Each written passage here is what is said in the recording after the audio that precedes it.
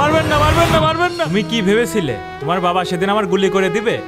আপনারাও কি তাই ভেবেছিলেন? তাহলে শুনুন সেদিন কি হয়েছিল। কি হলো? স্যার, ভয় পাওয়ার কিচ্ছু নেই।